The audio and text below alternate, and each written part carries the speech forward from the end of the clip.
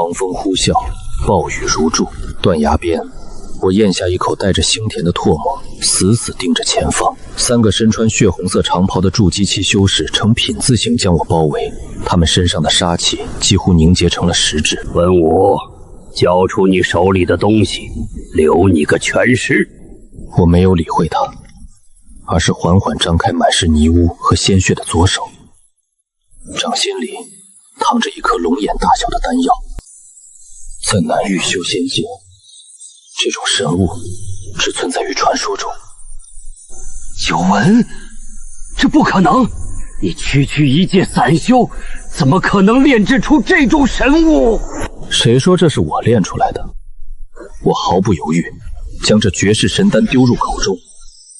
丹药入口即化，庞大灵力在体内炸开，雷云汇聚，筑基天劫将至。我握紧怀里的葫芦，感受着新生的力量，大笑。不过，那已经是30年后的事了。30年前，我连最下品的凝气丸都买不起，更别提当面吞仙丹。我叫文武，却不通文武，只是外门3000灵农里最不起眼的一个。15岁测出5行伪灵根，被勉强收下，分到这半山腰的灵药园。修仙界残酷，没天赋没背景，每天天不亮就得挑水浇草。这草一株卖2块灵石，每月上交50株，剩下才是口粮和资源。我在这儿已种了3年地。文武还在磨蹭什么？再不去挑水，今天的灵玉诀你又要施展不出来了。来了，如今我才炼气1层顶峰，3年才从凡人踏入炼气，慢得让人绝望。年底若不突破2层，就会被赶下山重新做凡人。见识过长生，跌入凡尘比死还难受。那天傍晚，我趁天没黑，去断魂林边缘采野生苦叶麻。这草不值钱，但嚼碎肤间能缓解挑水的淤青。断魂林是禁地，有高阶妖兽，我只敢在最外围。刚弯腰拔草，就闻到一股浓烈血腥味，我心里一紧，本能趴下屏息。在修仙界，好奇死得快。足足等了半个时辰，周围没动静，只有乌鸦叫。我大胆子顺血腥味爬过去，拨开灌木丛，我看到了2具尸体，一个黑衣中年，胸口被炸开大洞；一个干瘦老道，脖子卡着断剑，显然是惨烈厮杀，同归于尽了。我心脏狂跳，这绝对是杀人夺宝。我的第一反应是跑，摸摸空别的储物袋，想到年底考核，一咬牙靠了过去。得罪了2位前辈，反正是死物，不如便宜了我这个活人。我边念叨边利落摸索，可惜黑衣人的储物袋全碎了，老道连储物袋都没有，穷得叮当响。我叹了口气，暗骂白丹精兽怕了。刚要起身，瞥见老道僵硬的手里死死抓着个东西，我用力掰开他的手指，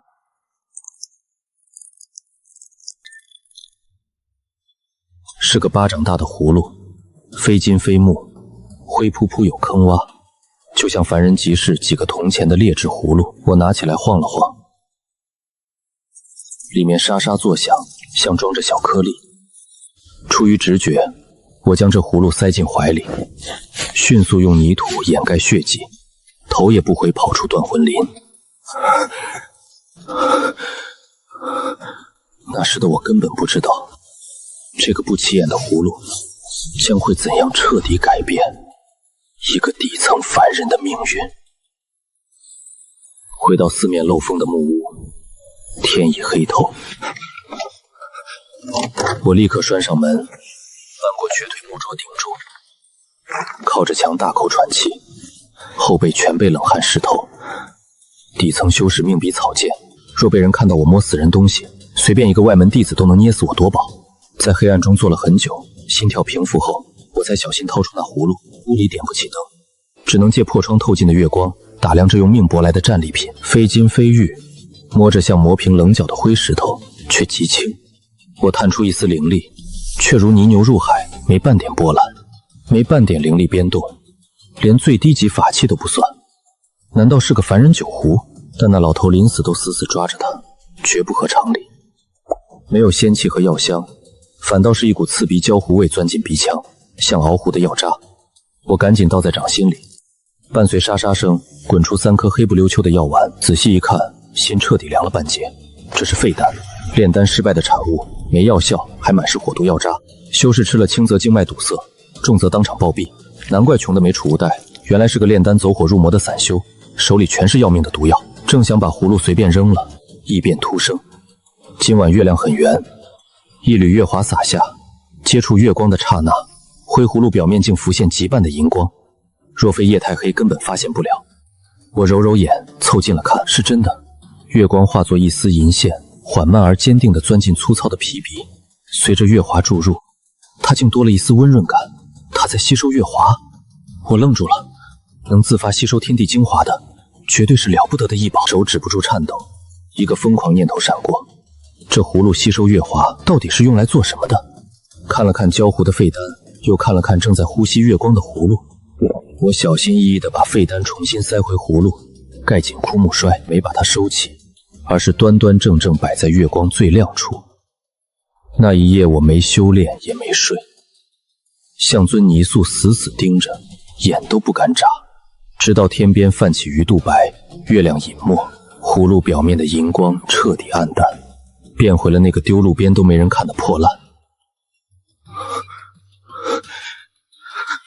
我颤抖着手，再次扒开了枯木栓。拔出木塞那刻，我本能屏息，生怕闻到焦糊和火毒，然而什么都没有，屋里静悄悄的，取而代之的是一缕若有若无的清香，香味带着草木的纯粹，吸入腹中，熬夜的疲惫都消散少许。我咽了口唾沫，将葫芦倒在掌心，我死死盯着这3颗丹药，呼吸瞬间变得粗重起来。原本黑不溜秋、坑坑巴巴的废丹不见了，此刻躺在我手里的是3颗通体呈现淡绿色，表面光滑，甚至泛着一层微弱光泽的药丸。我在青木宗的外门坊室里见过这种丹药，这是凝气丸，炼气初期修士用来精重修为最基础，也是最常用的丹药。坊制里1颗下品的凝气丸要卖3块下品灵石，对于我这种1个月只能攒下几株灵草的底层灵农来说，3块灵石绝对是一笔巨款。但更让我震惊的是，我手里的这3颗凝气丸色泽均匀，没有一丝杂色，这绝对不是普通的下品丹药，至少达到了中品甚至上品的成色。这灰葫芦能提寸废丹？一个疯狂的念头在脑海中炸开，震得我头皮发麻。难怪那个干瘦老头是个散修，却敢随身带着那么多要命的废丹。他肯定也是偶然得到了这个葫芦，发现了他的秘密，正准备靠着吸收月华来变废为宝。只可惜他还没来得及享受这份机缘，就死在了断魂林里，最后白白便宜了我。我激动得浑身发抖，但我到底是在底层摸爬滚打了3年的灵农，知道越是这个时候越不能得意忘形。修仙界的诡异手段太多了，万一这只是表面看起来像凝气丸，实际上火毒内敛，吃下去直接肠穿肚烂呢？我小心翼翼地从床底摸出一把生锈的小骨刀，在那颗淡绿色的丹药表面轻轻刮下了一点点粉末，然后我用指腹沾着这点粉末，小心翼翼地放进了嘴里。轰！虽然只有微不足道的一点点粉末，但入口的瞬间便化作了一股精纯温和的热流，顺着我的喉咙直冲丹田。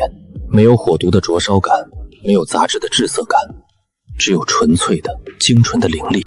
我平时辛苦打坐一整个晚上吸收的天地灵气，竟然还不如这一点点粉末来的精纯。是真的，这个灰乎乎的葫芦真的能够在吸收月华之后，将致命的废丹重新炼化提纯为高品质的灵丹。我紧紧攥住手里的3颗凝气丸，眼眶有些发酸。3年了，我在这片灵药园里像老牛一样干了3年，受尽了白眼和嘲笑。因为灵根驳杂，我吸收灵气的速度比常人慢10倍。眼看年底的宗门考核就要到了，如果我还是炼气1层，就会被彻底扫地出门。但现在不一样了，有了这3颗中品以上的凝气丸，我有绝对的把握在短时间内冲破炼气2层的瓶颈。我深吸一口气，强行压下心头的狂喜。天已经大亮，又把3颗凝气丸装进一个小玉瓶里，贴身收好。我不能立刻闭关，如果我今天不去浇灌星蛇草，立刻就会引来管事执事的注意。一个底层的灵农突然闭关，太反常了。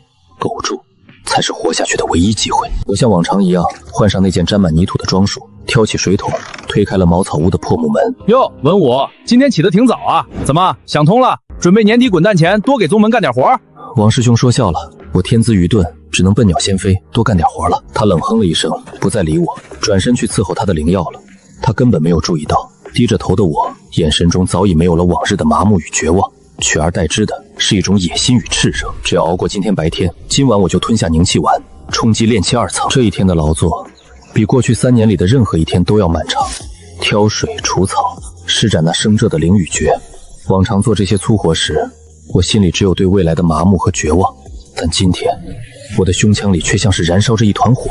好不容易熬到了天黑，我谢绝了几个相熟玲珑一起去溪边洗澡的提议，几乎是小跑着回到了我的破茅屋。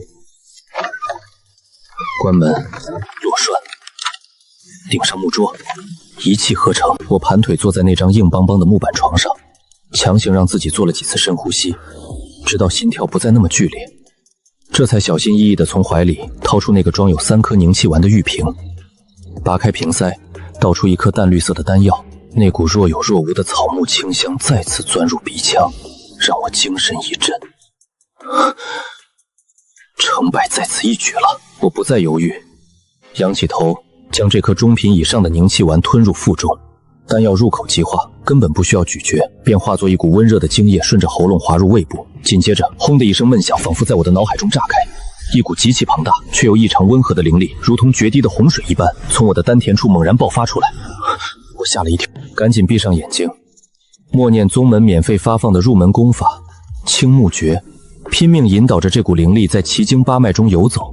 我那驳杂的5行伪灵根，平时吸收天地灵气就像是用漏斗装沙子，存不下多少。但此刻，这颗凝气丸提供的灵力实在太纯粹了，几乎不需要我怎么炼化，就自发地融入了我的经脉之中。1圈、2圈、3圈，灵力每运转1个周天，我的经脉就会传来一阵撕裂般的阵痛，但紧随其后的又是一种难以言喻的舒畅感。我咬紧牙关，任由汗水湿透了粗布麻衣。不知道过了多久，体内那股澎湃的灵力终于汇聚成了一股洪流，朝着那道阻碍了我整整3年的无形屏障发起了最后的冲击。咔嚓一声，只有我自己能听到的脆响，仿佛某种禁锢被彻底打破了。原本狭窄干涸的经脉瞬间拓宽了1倍有余，一股比之前雄浑得多的灵力在体内平稳地流淌。炼气2层，我猛地睁开眼睛，黑暗的茅草屋在我的视线里竟然变得清晰了几分。我甚至能听到屋外10丈远的地方秋虫在草丛里鸣叫的声音，力量感充斥着全身。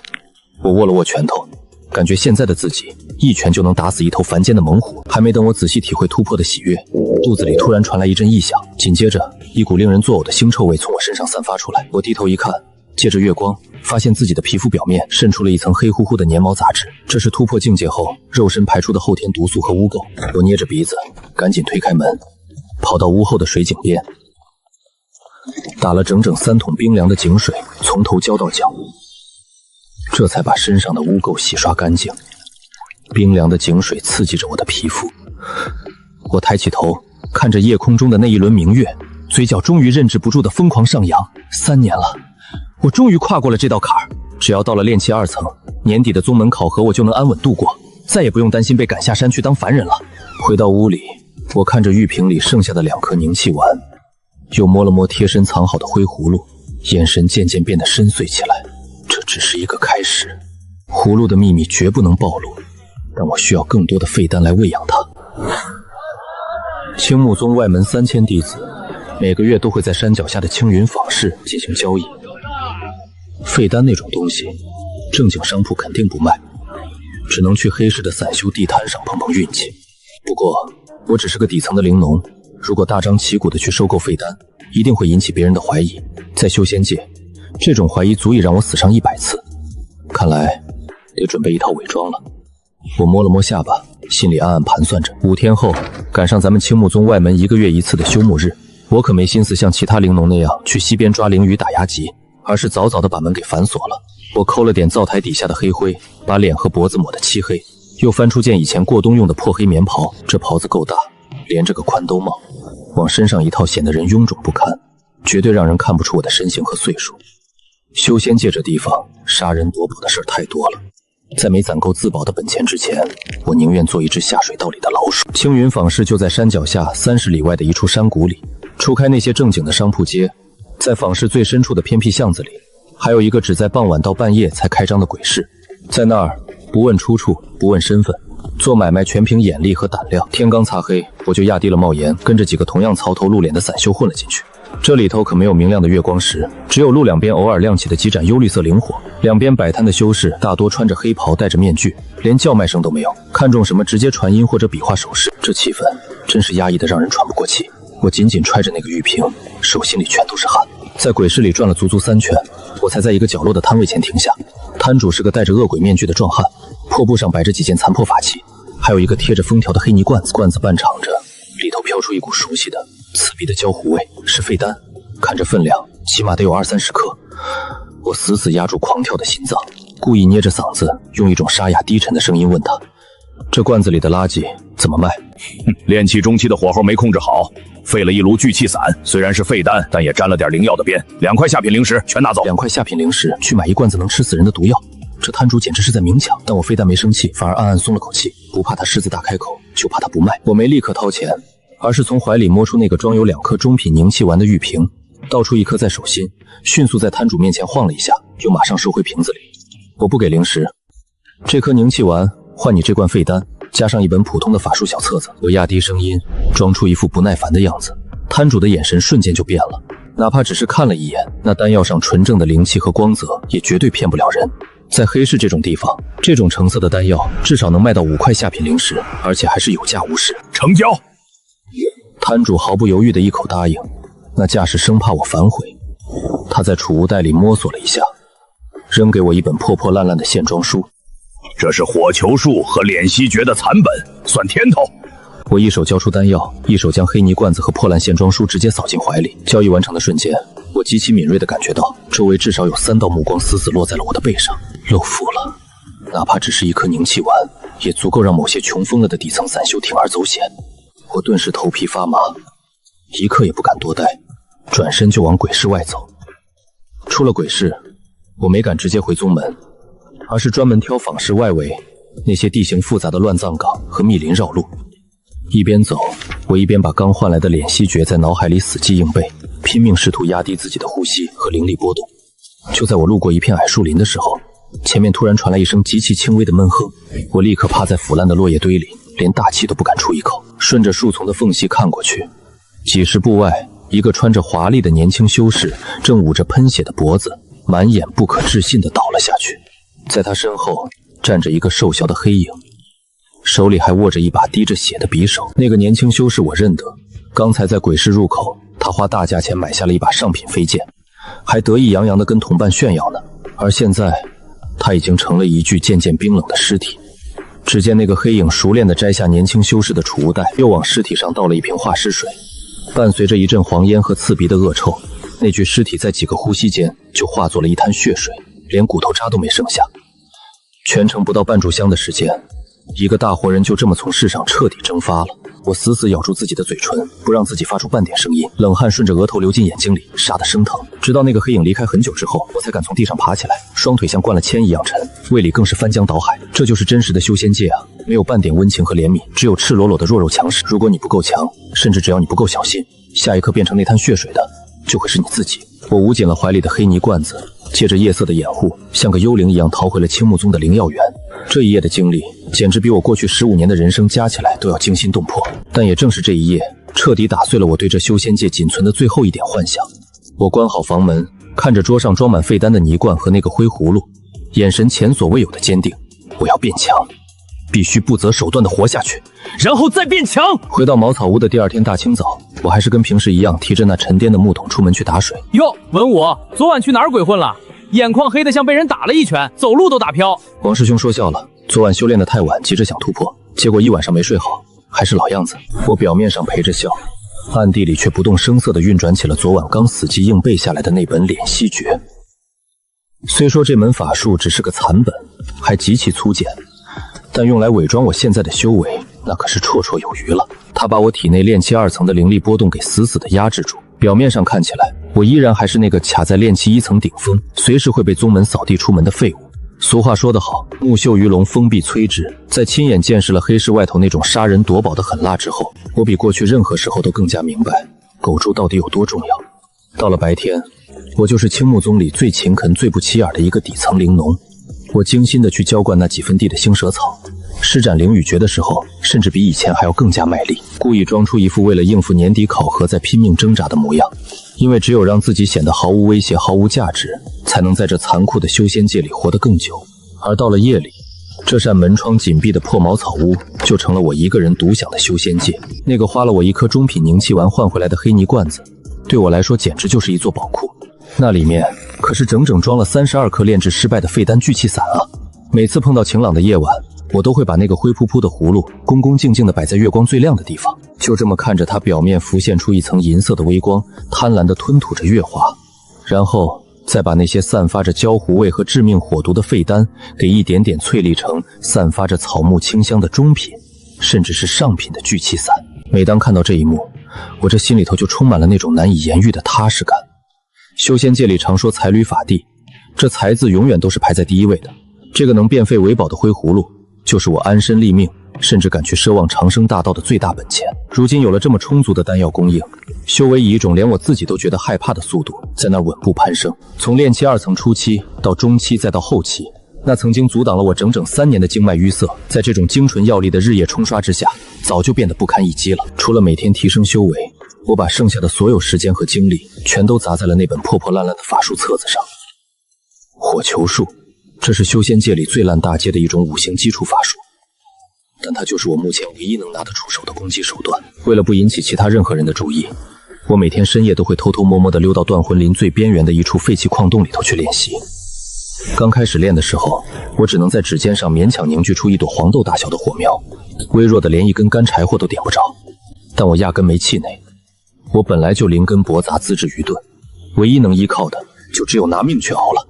我告诉自己，1次不行那就练10次，10次不行就练100次。体内的灵力耗刚了，我就吞下一颗提纯后的聚气散，打坐恢复好了就接着继续练。就这样，一直到了3个月后的一个深夜。去！一颗足足有成人拳头那么大的火球，赤红中还带着一丝暗蓝色，直接从我掌心里呼啸而出，带起一股极其灼热的气浪，狠狠地砸在了前方10丈开外的岩壁上。伴随着一声沉闷的巨响，只见碎石四处飞溅，那坚硬的岩壁上硬生生地被我给炸出了一个焦黑的深坑，甚至连深坑边缘的石头都被那恐怖的高温给融化出了少许玻璃状的结晶。我气喘吁吁地靠在石壁上，死死盯着自己的双手，眼睛里闪烁着根本压抑不住的兴奋光芒。这威力绝对已经超过了普通炼气初期修士施展的火球术了。如果趁人不备，出其不意地砸在一个毫无防备的同阶修士身上，他就算不死，那也得8层皮下来。日子就这样在白天老实种地，晚上拼命苦修的枯燥循环里一天天过去了，而我的修为也悄无声息地摸到了炼气3层的门槛。一转眼，隆冬降临，寒风卷着漫天大雪，覆盖了整个青木宗的山头。而外门那1年1度决定了无数底层灵农去留的年终考核，也终于到了。大雪封了山，可青木宗外门的广场上却乌泱乌泱挤满了人。今天可是外门3年1回的大考，也是决定咱们这些底层灵农生死存亡的日子。寒风呼呼的刮，夹着冰碴子打在脸上生疼，但比风更冷的是广场上那股子压抑到极点的气氛。王大年，炼气2层，灵草上交合格，过。李二狗，炼气1层顶峰，未突破，剥夺灵农身份，即刻遣送下山。每回一听到遣送下山这4个字，保准有人爆发出那种绝望的哭嚎，紧接着就被执法堂的弟子像拖死狗一样给硬生生拖走。修仙界这吃人的残酷，在这一刻算是展现的淋漓尽致了。下一个文武。一听到喊我的名字，我赶紧深吸了一口气，使劲搓了搓快冻僵的手，低着头就往那块测灵石走。我把手掌往那冰冷刺骨的石头上一贴，暗地里死死运转起敛息诀，把体内那都已经摸到炼气3层门槛的浑厚灵力给死死锁在丹田最深处，就抠抠搜搜地放出极其微弱的一丝，顺着经脉涌进测灵石。测灵石上立马泛起了一层灰扑扑的白光，不多不少，刚好就卡在越过炼气2层的那条刻度线上。文武勉强踏入炼气2层，灵草善交合格，过。算你运气好，下去吧。听到这话，我长长的舒了一口气，赶紧装出一副劫后余生、感激涕零的模样，冲着执事连连鞠躬，这才退回到了人群里头。算你小子命大，踩着狗屎运临阵突破了。我也就是憨厚的笑了笑，没搭理他。可我这心里头却是一阵冷笑。我要是真放出炼气3层的修为，固然能让外门管事高看一眼，混点好待遇，但也绝对会把我身上的秘密给兜个底朝天。一个5行伪灵根的废柴，凭什么修炼得这么快？我就只想赶紧赶回我那破木屋，继续守着我的灰葫芦，安安稳稳苟到天荒地老。可谁成想，老天爷他就是不遂人愿。就在大考刚完事，我们这些侥幸过关的灵农刚准备松口气散场的时候，半空中突然就传来一阵极其刺耳的破空声。只见一个脚踩飞剑的内门弟子，轰的一声就落在了广场的高台上。长老令，宗门在后山800里外新发现了一处处于衰退期的微型秘境迷雾谷，谷内边缘地带生长着大量宗门急需的寒阴草。所有今日大考过关的灵农以及外门炼气3层以下的弟子，即刻原地待命，强制征召前往迷雾谷采药，为期10天。整个广场死一般的寂静，紧接着就爆发出了一阵压抑不住的骚动。迷雾谷啊，那可是常年都被毒瘴笼罩的绝世大兄弟，里头不仅到处都是毒虫猛兽，甚至还经常有其他宗门的修士或者亡命散修在那儿出没。让咱们这些平时只会种种地的灵农跑那儿去采药，这简直就是明摆着拿咱们去当当雷的炮灰啊！任何人不得违抗，违令者废除修为，当场格杀。我这心也跟着猛的一下沉到了谷底。千算万算躲过了大考的淘汰，终究还是没逃过宗门的算计。在高高在上的长老眼里，咱们的命怕是连一株寒阴草都不如。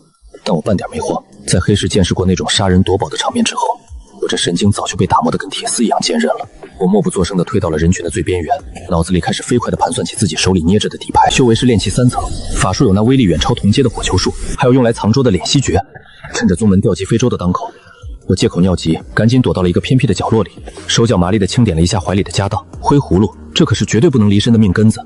还有3个玉瓶，第一瓶里装着5颗提纯后的上品凝气丸，关键时刻能快速补充灵力。第2瓶装着2颗止血丹，那是我拿几株便宜的疗伤草药配合葫芦瞎琢磨出来的，药效出奇的好。至于这第3个瓶子里，就只装了1颗通体漆黑、闻着直恶心的药丸。别小看它，这是我用葫芦提纯废丹的时候偶然折腾出来的1颗极品毒丹。它不但没被洗掉火毒，反而把所有的杂质和迷毒素都给浓缩到了极点。我以前在后山拿只野兔试过药，哪怕只是沾上那么一丁点粉末，那野兔在3个喘息的功夫里就化成了一滩腥臭的血水。这就是我最后用来保命的底牌。熬了半个时辰，一艘巨大的木头非洲就停在了广场的正上方。我和几百个面如死灰的灵农一块全被赶上了非洲。我专门找了个最不起眼的犄角旮旯盘团坐下，把宽大的兜帽往下一拉，闭上眼睛，拼命降低自己的存在感。非洲猛地一阵剧烈震动，直接腾空而起，朝着那未知的兄弟破空飞去。刺骨的寒风在耳边呼呼作响，我死死握紧了藏在袖子里的那颗毒丹。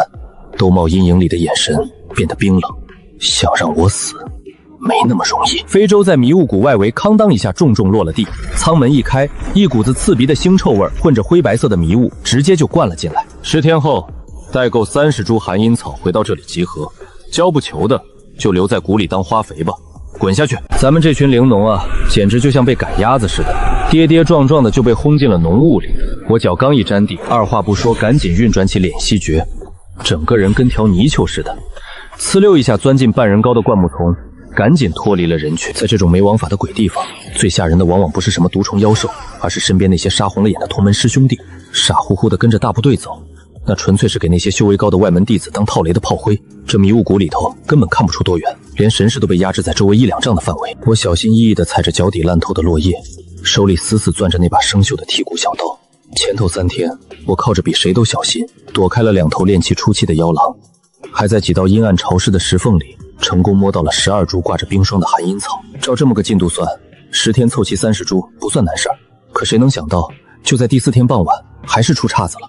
当时我正趴在一个烂泥塘边上，瞅准了一株品相极佳的寒阴草，刚要下手，突然我背后传来一声极其显微的树枝断裂声，我浑身的汗毛唰的一下全竖起来了，半点没犹豫，连头都没敢回，直接一个懒驴打滚就往旁边扑了过去。一道青色的锋刃简直是贴着我的头皮擦过去的，狠狠劈在我刚才趴着的位置上，把那株寒阴草连带着烂泥地生生劈出了一道深深的沟。咦，区一个炼气2层的种地废物，反应倒是挺快。中雾里慢悠悠地晃出俩人影，左边是个光头大汉，手里捏着几张符箓来回把玩，右边是个刀疤脸，指尖上还绕着没散干净的青色风元素，是劫修。瞅他们身上那股子一点都不带藏的血腥味，这谷里死在他们手里的人绝对少不了。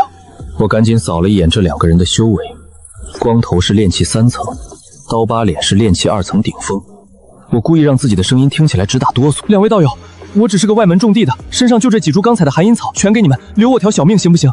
一边说，我身体一边跟着发抖，还故意往后退，吧唧一下绊倒在一段枯木头上。杀了你，东西一样是我们的，要怪就怪你命不好吧。话还没落音，那刀疤脸一抬手，又是一道锋刃奔着我的脖子就来了。我扯着嗓子发出一声绝望的惨叫，连滚带爬的躲开了锋刃，可左边胳膊还是被余波给扫中了，生生被刺开一条深可见骨的大口子，水墨瞬间就把衣袖给染透了。这疼得我直抽冷气，但我手底下半点没敢停，飞快地从怀里摸出止血丹的玉瓶，直接吞了一颗。左胳膊上的伤口才3个喘息的功夫，竟然就不流血了。大哥小心，这小子身上有高阶丹药。刀疤脸眼珠子都亮了，贪婪的样全写在脸上，直接拔出法器长剑就朝我扑了过来。光头一听这话也加快了步子，俩人一左一右，连防备都不要了，满脑子就想着赶紧杀人爆装备。在他们眼里，我这么个受了伤吓破胆的炼气2层废物，那就跟砧板上的鱼肉没两样了。等的就是你们轻敌。就在刀疤脸那把剑眼瞅着要扎进我心窝的一瞬间，我原本装出来的惊恐眼神瞬间变得跟一潭死水似的冰冷。我猛地抬起右手，没用什么法术，直接屈指这么一弹，一颗黑不溜秋、臭气熏天的药丸跟长了眼似的，直奔冲在最前面的刀疤脸的面门射去。什么暗器？砰！那颗毒丹刚碰上他的剑锋，瞬间就炸开了，直接化成一团黑紫色的毒雾。刀疤脸连连后退，连剑都扔了，死死捂住自己的脸。就2口气的功夫，他整个人就扑通一声倒在地上，直接化成了一滩腥臭的墨水。老二！跟在后头的光头大汉眼珠子都要瞪裂了，前冲的步子硬生生给刹住，看向我的眼神终于从看不起变成了彻头彻尾的恐惧。他估计在想，这他娘的是什么见鬼的毒药？现在轮到你了！我再也不藏着掖着了，炼气3层那副雄浑的灵力毫无保留的全爆了出来。去！光头慌里慌张往身上拍的那张防御符，在我这压缩提纯过无数次的火球面前，简直就跟纸糊的一样，瞬间就被撕了个粉碎。砰！火光冲天，光头连人惨叫都没来得及哼，就被这火球当炸成了一具焦炭，重重的砸在几丈外的树干上，死得透透的了。山谷里又恢复了死一般的寂静，就剩下火烧树枝的噼噼声。这是我头一回真正意义上的杀人。我活下来了。我警惕地扫了一圈周围，确定没招来其他人，赶紧强撑着走到那具焦炭跟前，熟练地扯下他腰间的储物袋，从怀里掏出化尸水，把尸体也给处理得干干净净。干完这些，我抹了一把脸上的冷汗和烂泥巴，头也不回地一头扎进了更深的迷雾里。还要跑远点儿，肺都要炸了。就这儿了，封死他，留条透气的缝就行。总算是活下来了。这极品止血丹的药效真够霸道的，杀人放火金腰带，古人诚不欺我呀！给我散！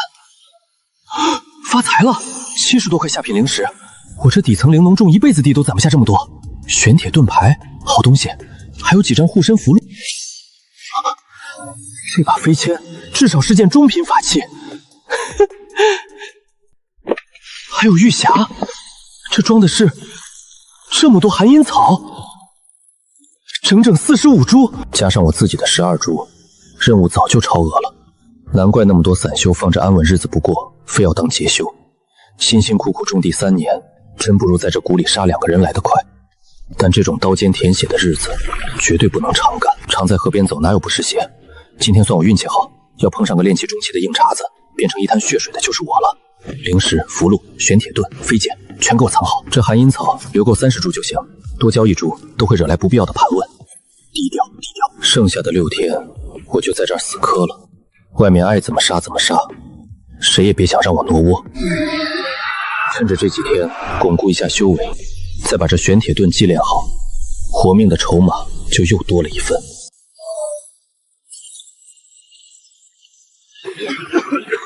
来的时候500多人，现在就剩不到300个了，没人在意少了谁。在修仙界，人命果然是最不值钱的消耗品。交任务。装孙子这事儿我拿手。这管事估计怎么也想不明白，我这么个废物是怎么凑齐任务活下来的吧？下一个。就这3块破石头打发叫花子，我才不在乎。现在我的储物袋里可是有100多块灵石，2件法器，当然还有我最大的本钱灰葫芦。这回的迷雾谷真是把老本都赚足了。只要回到那间破茅屋，我就能安心闭关了。有这么充足的废丹和灵石撑着，炼气中期稳了。可算回到这四面漏风的狗窝了，后背往这操墙上一靠，在迷雾谷紧绷了10天的神经，这才算是彻底松开了。这屋里的霉味儿现在闻着比啥仙丹都让人心里踏实。不过该防的还是得防，哪怕是在自己窝里，也绝不能掉以轻心。玄铁盾得放手边。接下来的日子，我又变回了那个老实巴交的底层灵农，每天老老实实挑水种地，听王胖子吹牛皮。这回迷雾谷死的人多，都忙着分地盘，根本没人会多看我这个毫无存在感的废柴一眼。100多块下品灵石啊，我全给藏床底下了，一分都不敢动。一个穷种地的，突然跑去访视挥霍，那叫老寿星吃砒霜，嫌命长。钱得有命花才行。现在的首要任务是提修为，那罐子废丹现在可是我的命根子。有了这葫芦，外面抢破头的上品聚气散，我能当糖度吃。突破到炼气4层，完全是水到渠成。回来才3个月，2颗聚气散下肚，这道坎破。成了，炼气4层，五感敏锐多了，神识直接能扫到10丈开外，10丈外连这只淋雨的野猫我都能看得一清二楚。炼气中期，总算脱离最底层的泥潭了，但这还远远不够看，继续练。这一年，我大门不出二门不迈，没高深功法，我就用最笨的办法，死磕那把飞剑。劈4溜，一次不行就练10000次。第2年初冬，废丹全耗光了，这是最后一颗。炼气5层，给我冲！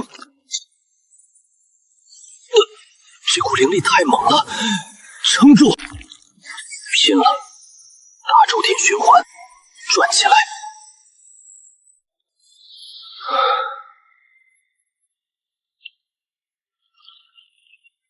给我破！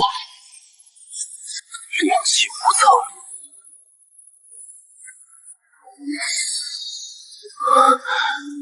这股力量加上飞剑和火球术，再碰上刀疤脸那伙人，10招之内我必斩他们。内门五峰，30年前我连个下品丹药都买不起，现在我总算有了活下去的本钱。狗在药源发育成不了大事，普通丹药没用了，得想办法弄更高阶的东西，甚至为了筑基做准备。外头的世界再危险，这长生大道，我文武也得去争一争。